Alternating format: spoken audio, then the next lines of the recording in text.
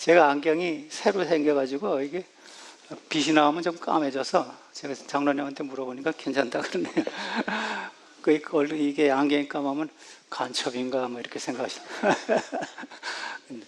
새로운 그 테크놀로지가 안경이라.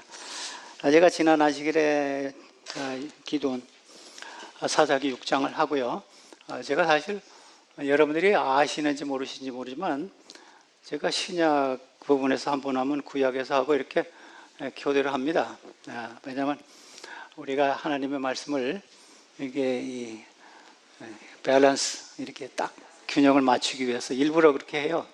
근데 지난번에 하고 좀 있다가 또 다시 하면 사람들이 잊어먹을 것 같기도 하고 그래서 제가 그냥 오늘은 구약 7장을 계속하고 다음 안식일에 이제 신약. 근데 신구약이 같습니다. 왜냐하면 제가 여러분들이 설교 노트를 다 받으셨는지 모르지만 제가 구약을 설교하면서도 신약을 많이 인용해요. 또 신약을 설교하면서도 구약을 인용합니다. 그래서 신구약이 다 하나님의 한 말씀입니다. 이게 로마서 15장 4절 첫 성경절에 보면요. 거기도 그렇게 써요. 사도 바울이 제가 지난번에는 같은 내용인 말씀인데 고린도전서 11장 10장을 했죠. 고린도서 10장에 이 말씀 같은 비슷한 말씀이 나와요. 근데 로마서에서는요.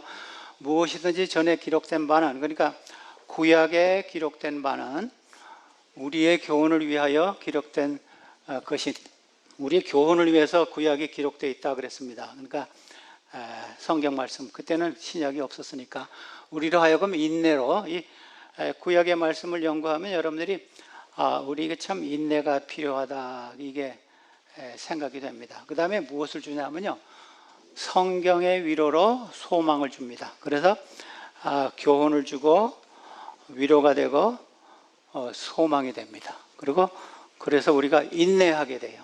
참게 됩니다. 여러분들이 이 표를 처음 받으신 분 위해서 잠깐 설명하는데, 이게 별표가 있는 거는요, 별표가 있는 것은 제가 설명을 하고 여기 파워포인트는 나오지 않습니다. 이제 기드온이 미디안 백성들과 같이 이렇게 전쟁을 하게 됐는데, 여러분 미디안은 어떤 사람인지 아세요? 미디안 족속은요, 이스라엘 백성의 그 가까운 그 친척 관계가 되는 족속입니다. 아브라함의 후손이에요.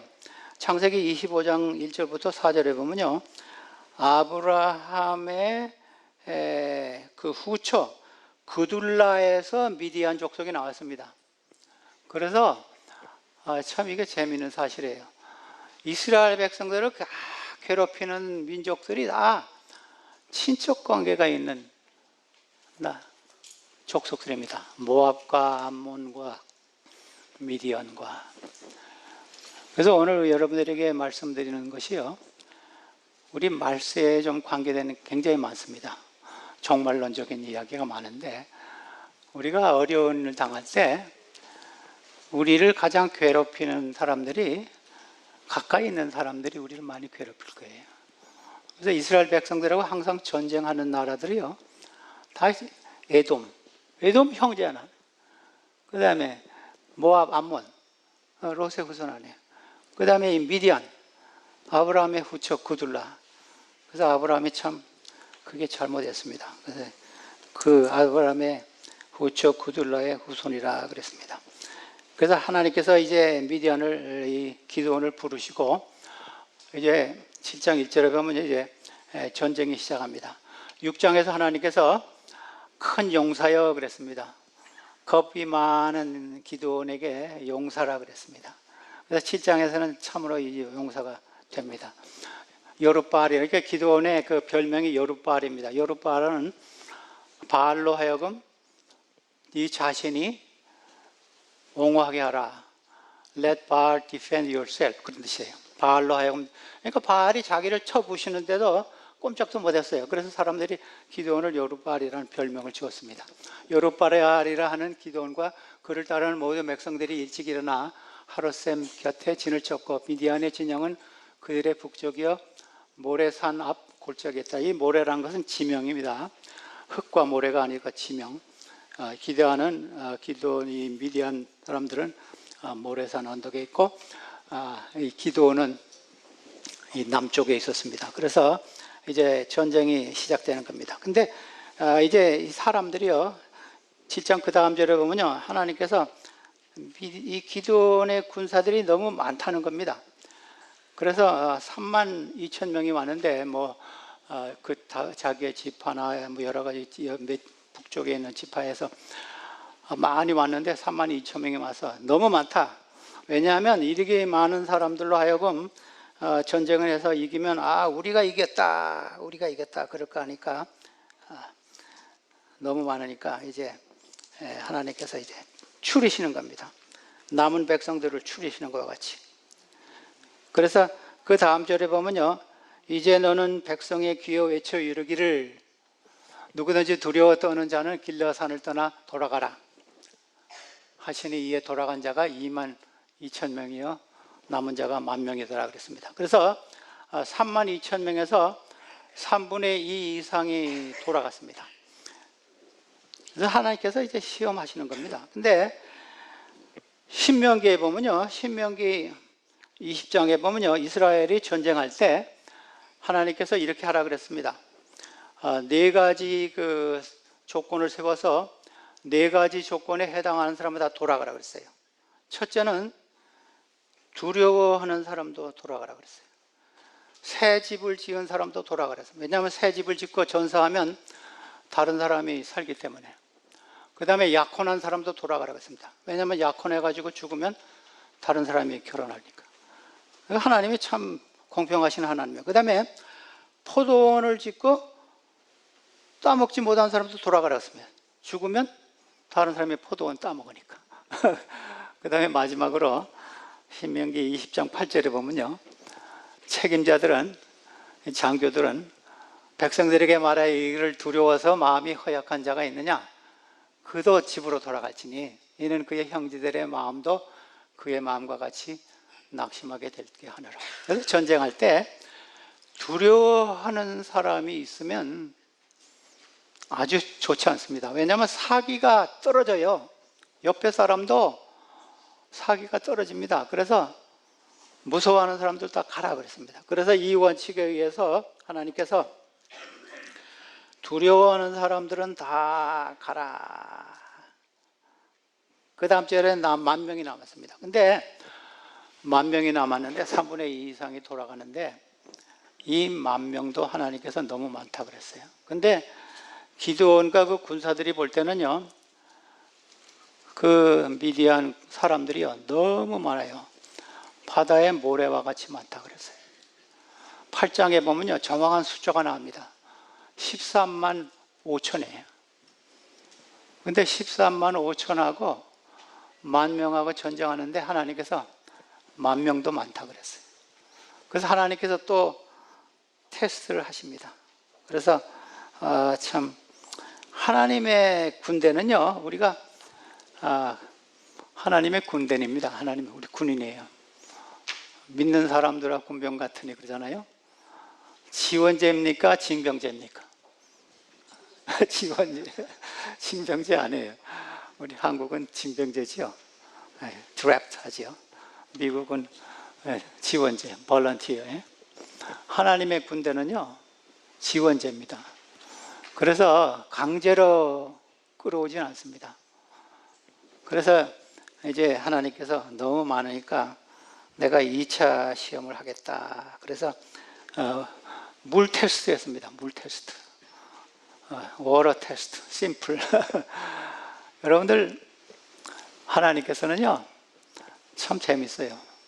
하나님께서는 시험하실 때 굉장히 간단한 시험을 치러요.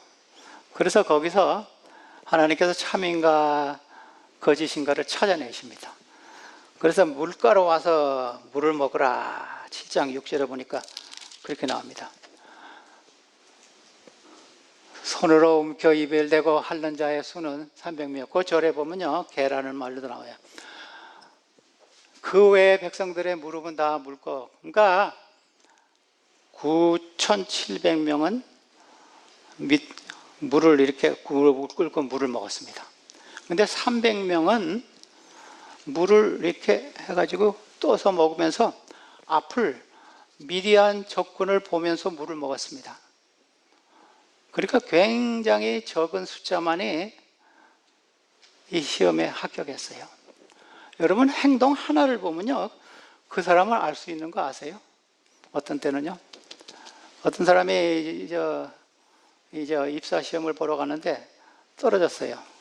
떨어져가지고 피곤해가지고 실망돼가지고 가다가 그 회사 그 상점 안에 종이가 하나 떨어진 것을 이렇게 주웠어요. 그래서 사람이, 인터뷰하는 사람이 보고 다시 오라 그래가지고 내게 짭을 주겠다. 떨어진 종이 하나 주는 거 보고, 아, 이 사람 참 성실한 사람이구나.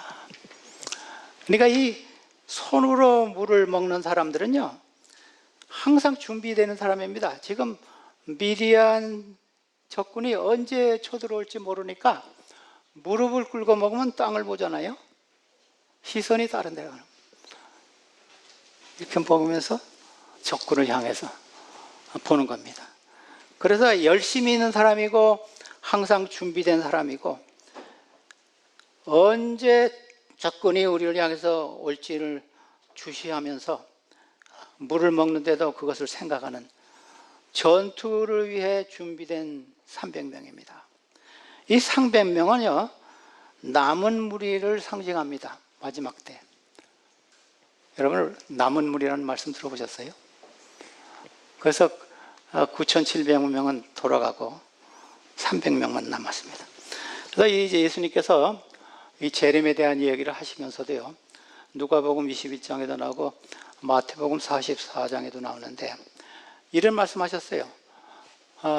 이러므로 너희는 장차 올 모든 일을 능히 피하고 인자 앞에 서도록 항상 기도하고 깨어 있으라.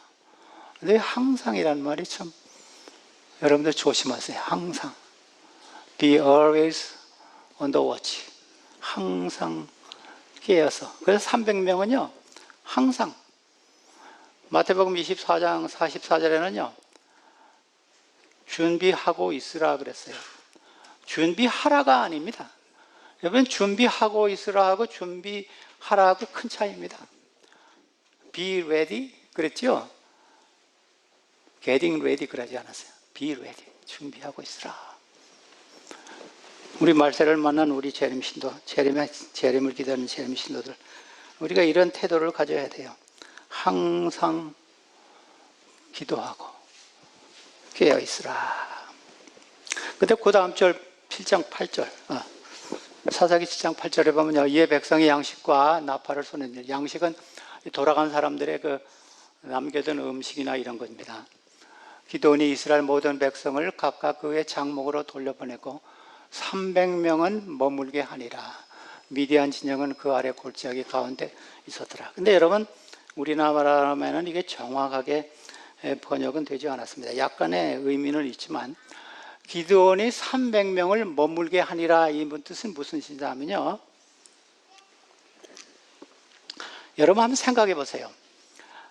32,000명에서 5,000명에서 그 다음에 12,000명이 돌아가고, 이제 9,700명이 또 돌아가고 300명이 남았어요. 300명이 남았는데 300명 남은 사람들의 마음이 어떻겠어요? 우리 전투하러 가자 그럴 거예요? 아니면 겁이 났을 거예요? 이 300명도 집에 돌아가고 싶었어요. 그래서 여기에 머물게 하니라는 그 히브리 말에는 하작인데, 강제로 가지 말라고 기드온이 붙들었다는 뜻입니다. 다 떠나가는데 자기는 300명이 어떻게 10만, 몇십만 명, 30만 명이 넘는 군인하고 싸움하겠습니까? 그래서 기드온이 붙들었다 그런 뜻입니다. 그래서 이 성경, 이 같은 말씀이 비슷한 동사가 여러분 출애굽기 9장이죠. 출애굽기 9장에 보면요, 바로가 이스라엘 백성들을 못 나가게 붙잡았다. 그때 이 말 썼어요. 그 다음에 욥기 2장에 보면요, 미세스 욥이요, 자기 남편한테 당신 그래도 하나님 붙잡고 있을 거야? 그런 말 꼭 같은 동사 썼어요. 그러니까 이게 굉장히 의미 있는 단어입니다. 300명도 집에 아이고 나도 돌아갈 걸 하면서 겁을 먹으니까 기드온이 막 붙잡았다는 거야. 돌아가지 말라고. 그래서 참 이 기드온이요 겁을 먹었어요. 여러분 기드온이 이 지도자지만 다 떠나가고 300명인데 300명도 돌아가려고 하니까 기드온도요 굉장히 두려워했어요. 그래서 그 다음 절에 보면요 7장 10절에 보면요 하나님께서 기드온이 겁이 질린 것을 알았습니다. 6장에서는요 기드온이 하나님께 사인을 요구했어요. 그래서 양털 사인, 그 다음에 제사 지내는 사인 기드온이 요구했는데 이 7장에 와서는요 하나님께서 원하셔서 사인을 주셨어요. 왜냐하면요 이 기드온과 300명이 지금 공포에 쌓여 있는 것을 하나님께서 아셨어요. 그래서 기드온이 원하지도 않는데 하나님께서 그 말씀하신 겁니다. 7장 10절에 보면요 만일 내가 내려가기를 두려워하거든 내 부하 불어와 함께 그 진영으로 내려가서 그랬습니다. 하나님은 참 우리 심정 잘 아십니다. 기드온이 자기를 부를 때는 하나님 저를 부르는 것을 확실하게 보여주십시오 하면서 사인을 2번씩이나 요구했는데 이때는요 이런 하나님의 사인을 요구할 그 용기도 없었어요. 그래서 실망해가지고 이렇게 했는데 하나님께서 내가 용기가 필요하구나. 네, 우리가 실망할 때 하나님께서 용기 주십니다. 내가 용기가 필요하다. 그래서 하나님께서 이제 내 부하, 내 전속부관 부라를 데리고 미디안 진영으로 밤에 가보라. 가보니까 꿈 이야기를 하는 겁니다. 둘이서 한 군인이 11장에서 13절까지 보면요 한 군인이 야 어젯밤에 내가 꿈을 꿨는데 보리똥 하나가 저 이스라엘 진영에서 와가지고 우리 장막을 치는데 그게 무너지더라. 그러니까 옆에 군인이 내가 해석을 해주겠다. 그것이 14절에 나옵니다. 그의 친구가 대답해야 돼. 꿈을 해석합니다. 이는 다른 것이 아니라 이스라엘 사람 요아스의 아들 기므온의 칼이라. 하나님이 미디안과 그 모든 진영을 그 손에 넘겨주셨다 하더라. 하나님께서는요 어떤 때는 제3자를 통해서 하나님을 모르는 사람을 통해서 우리에게 기별을 주십니다. 근데 우리가 그거 받아야 돼요. 여러분 유다의 유명한 그 선한 왕 요시아 왕 알죠? 요시아 왕이 어떻게 죽은지 아세요? 하나님께서 애굽 왕 느고를 통해 가지고 역대하에 나오는데 메시지를 줬어요. 근데 요시아가 그 메시지를 안 받고 전쟁 나가서 죽었습니다. 그래서 이 하나님을 모르는 미디안 군사를 통해 가지고 하나님께서 미디안과 그 부하를 용기를 주기 위해서 하나님도 타이밍도 정확하게 맞추십니다. 그럼 하나님 타이밍 정확하게 맞추죠. 어떻게 그때 그런 꿈 이야기하고 그런 해석 이야기 합니까? 그래서 이 기드온이 용기를 얻었습니다. 용기를 얻어가지고 이제 그 다음에 보면요, 그 다음 절 7장 15절 기드온이 그 꿈과 해몽하는 말을 듣고 경배하며 이 용기가 생겼습니다. 하나님께서 우리에게 승리 주실 것이 확실합니다. 이스라엘 진영으로 돌아와서 일어나라.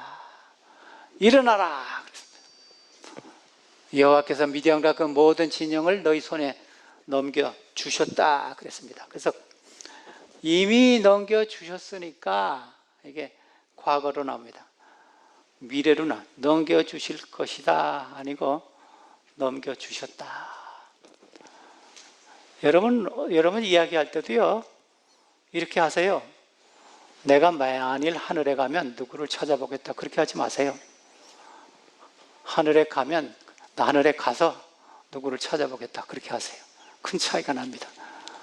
여기 미디안이 일어나라. 하나님께서 이 기드온이 미디안을 우리에게 주실 것이다 그랬어요? No. 주셨다 그랬어요. 주셨다. 확신을 가지고 신앙생활 하셔야 합니다. 신앙의 확신. 그래서 우리가 일어나자, 가자. 그 다음 절에 보면요, 이 300명을요, 세대로 나눴습니다. 자기가 100명 잡고, 그 다음에 양쪽에 100명씩, 100명씩. 그래가지고, 근데 우리 여러분들이 하나님의 사업을 하실 때요, 이렇게 치밀한 계획이 필요합니다. 그래서 제가 그 야곱이 에서를 만날 때도 하나님이 보호하시겠지 하고 그냥 만나지 않았어요. 다 계획을 세가지고, 물론 기도했지요. 그날 밤에 밤새도록 자기 형과 자기 처자와 자기 식구 위해서 기도하고 계획을 딱 짰습니다. 근데 기도원도 참 현명하게 계획을 다 짰어요. 이렇게 하라. 나팔을 어떻게 들고. 근데 정확하게 이 계획을 짜고 물론 기도도 했죠. 그래서 이 밤 12시에 공격을 했습니다. 그 다음 절에 보면요, 우리 이 기도원이 이경초라는 것은요, 이제 그때 밤을 셋으로 나눴습니다. 그래서 가운데, 그러니까 12시입니다. 밤 12시에 근처에 이런 바로 파수꾼들이 교대한지라 임무 교대할 때입니다. 그러니까 굉장히 좋은 때입니다. 왜냐하면 임무 교대할 때 이게 제대로 혼란한 때입니다. 그들이 나팔을 불며 손에 가졌던 항아리를 부시니라. 근데 이렇게 했습니다. 이 나팔은 여기다가 이렇게 맸습니다. 그 다음에 왼손에는요, 이 횃불을 가졌습니다. 그 다음에 오른손은요, 항아리를 가리고 갔습니다. 그래가지고 기도원이 제일 처음에 항아리를 깨면서 나팔을 불면서 횃불을 들었습니다. 그럴 때 다 같이 다른 300명도 꼭 같이 기도원과 함께 그것을 따라 했습니다. 그 다음 절에 보면요, 제가 말한 대로 그렇게 했습니다. 근데 제가요, 이걸 좀 생각하고 싶어요. 나팔은 무엇인가? 나팔은 우리가 세상에 주는 하나님의 기별입니다. 뭐 새천사의 기별이라도 할 수 있고, 예수님이 다시 오신다도 할 수 있고, 그 다음에 회개하라, 천국이 가까웠다. 예수님이 당신을 위해서 죽으셨습니다. 뭐 이런 것을 우리가 나팔이라고 할 수 있어요. 항아리는 뭡니까? 항아리는요, 우리의 기별을 전하는데 방해물들입니다. 여러분 이거 깨셔야 돼요. 이게 뭡니까? 저는 이기심, 질투, 교만, 사치, 뭐 이런 것들을 좀 깨셔야 돼요. 이게 깨야 기별이 제대로 가지, 그거를 깨지 않으면 항아리 속에 아직도 횃불은 감춰 있는 거예요. 그래서 항아리를 깨라 그랬어요. 경고가 그래야지 경고가 나갑니다. 여러분 우리가 참 하나님의 복음을 전할 때요, 이런 것도 좀 깨서야 돼요. 우리 성화되지 않은 모습, 위선, 이것도 참 무서운 거예요. 저는 위선이 우리 그리스도의 그 복음을 전하는데 가장 큰 방해물이라고 생각합니다. 말은 잘하는데 행동은 안 해요. 그 다음에 편견, 시기, 이런 것을 깨야 하나님의 복음이 나갑니다. 그 다음에 횃불은 물론 하나님의 말씀이죠. 하나님의 복음. 이것이 산 위에 세운 동태가 예수님이 마태복음 5장에도 하셨죠. 그 다음에 시편 119편 105절에 하나님의 말씀이 빛이라 그랬습니다.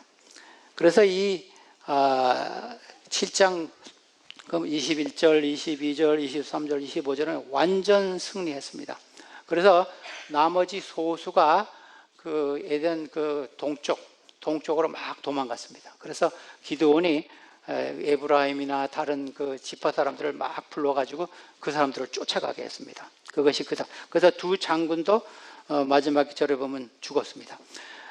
1899년에요, 우리 위스콘신에서 한 두 비즈니스맨이 이렇게 했습니다. 왜 우리가 하나님의 말씀을 빨리 전해야 되겠는데 어떻게 전하는 방법이 없을까 생각해가지고 두 비즈니스맨이 우리가 성경을 사가지고 우리 좀 뿌리자. 그래가지고 성경을 샀습니다. 사가지고 호텔에 이런 데다 성경을 다 놓기 시작했습니다. 그 다음에 군인들에게 성경을 주기 시작했어요. 그 다음에 병원에서. 그래서 그것이 유명한 기드원 인터내셔널, 여러분 들어보셨어요? 예. 거기서 이 아이디어에서 생각난 겁니다. 그래서 사사명이, 제가 지난번에 사사가 몇 명 있다 그랬죠? 12명. 12명 중에 이 기드원의 이름이 지금까지 제일 오랫동안 남아 있습니다. 이 성경을 배부하고 이 횃불을 좀 전하자. 그래서 1899년에 기드원 인터내셔널이 생겨가지고 지금 온 세계에 그것이 퍼쳐나갑니다.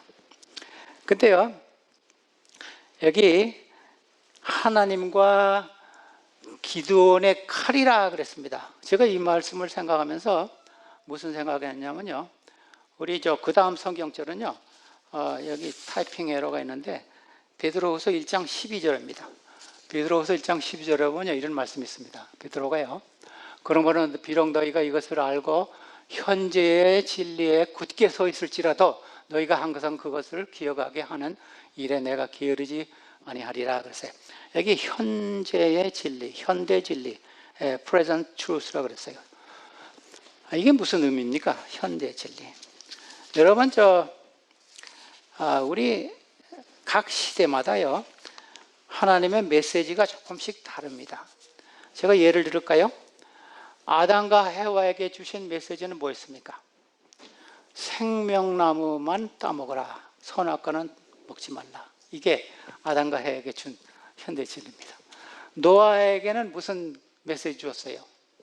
노아에게는 방주에 들어가라. 이게 메시지입니다.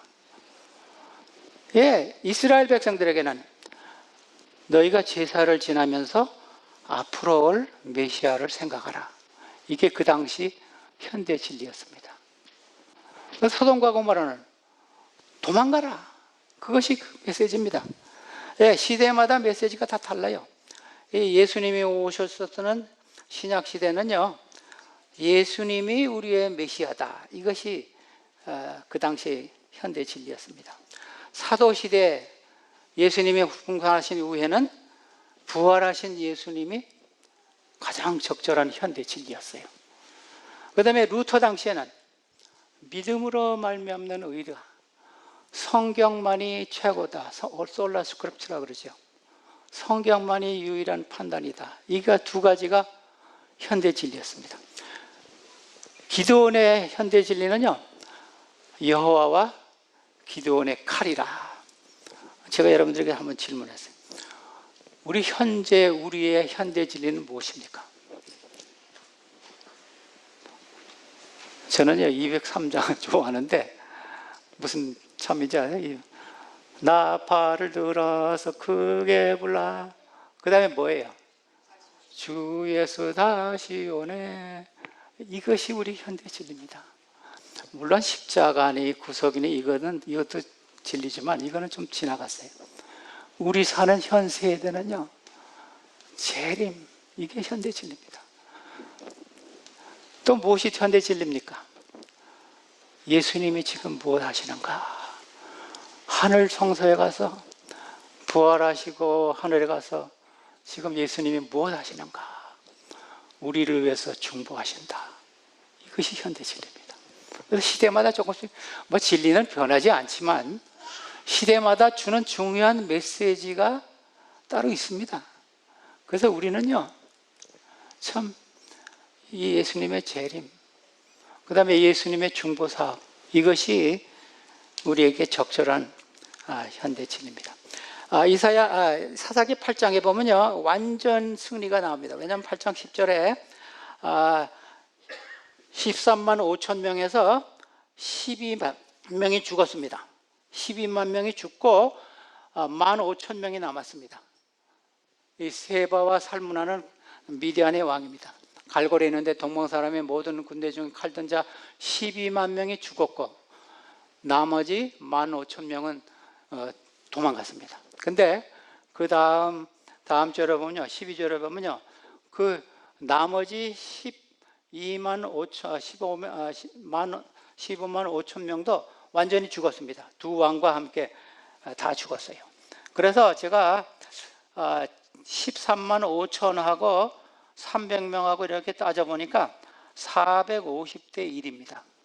450대 1. 근데 300명 군사 중에는요, 한 명도 죽지 않았다 그랬어요.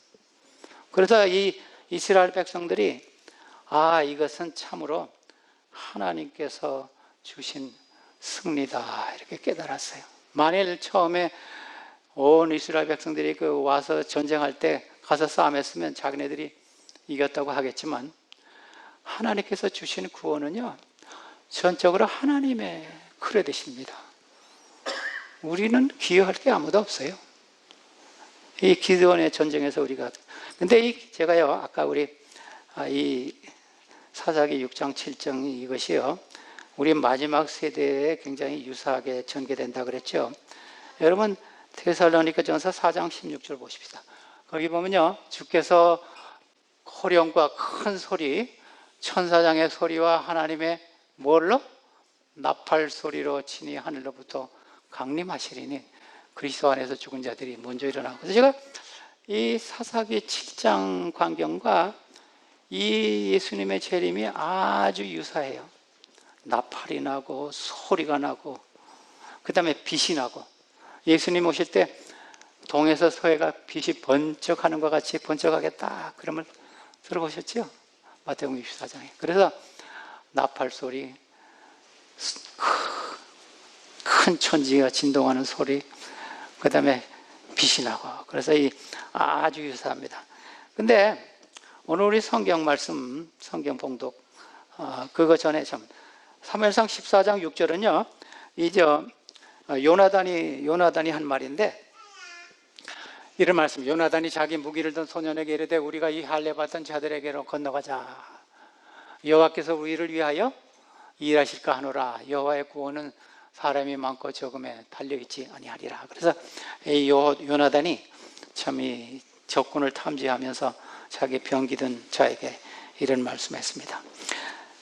저는요, 이런 말씀을 보면서 하나님께서는 참 능력이 많으시지만은 우리가 예기치 않은 일들을 그냥 하십니다. 비상한 일들을 하십니다.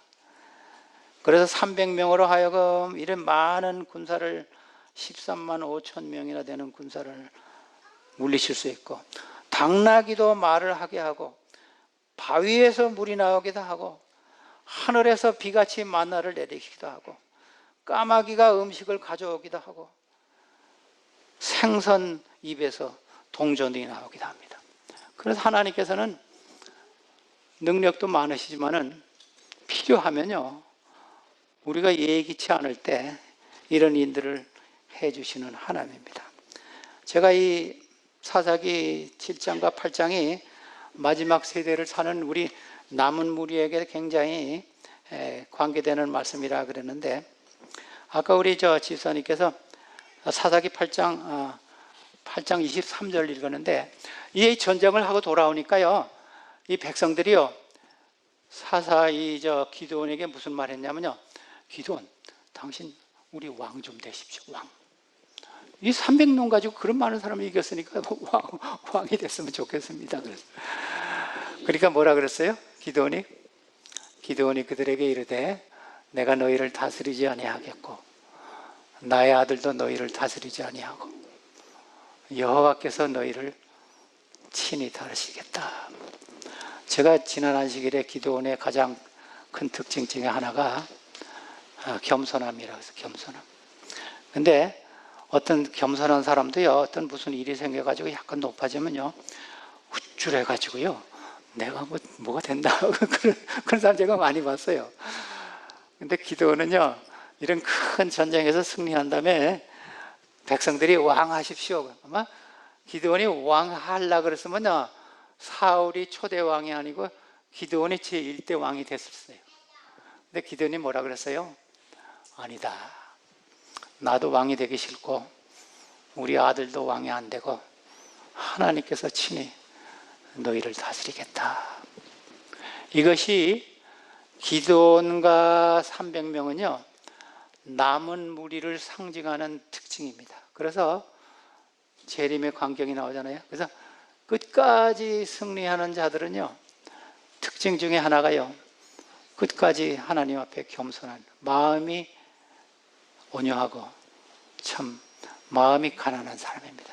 그 다음에 성경에서요, 창세기로부터 계시록까지 이 남은 무리에 대한 이야기가 참 많습니다. 이것도 굉장히 재미있는 그 주제인데, 우리 앤드루스의 한 교수 한 분이 남은 무리에 대해서 책을 써가지고 박사 받았는데, 창세기부터 계시록까지 남은 무리에 대한 이야기가 많아요. 노아, 소돔과 고모라, 뭐 계속 남은 무리. 계시록에도 그런데 스바냐, 그 다음에 아모스, 이사야, 에스겔, 에레미야, 이런 데 다 남은 무리에 대한 이야기가 계속 나옵니다. 근데 오늘은 제가 성경절 하나만 찾겠어요. 스바냐의 남은 무리의 특징에 대해서 나옵니다. 스바냐, 내가 권고하고 가난한 백성을 내 가운데 남겨두리니, 이게 남은 무리다. 그들이 여호와의 이름을 의지하고 보호를 받을 것이라. 그 특징 중에 하나가 뭐예요? 하나님을 추러스하는 것이라 그랬습니다.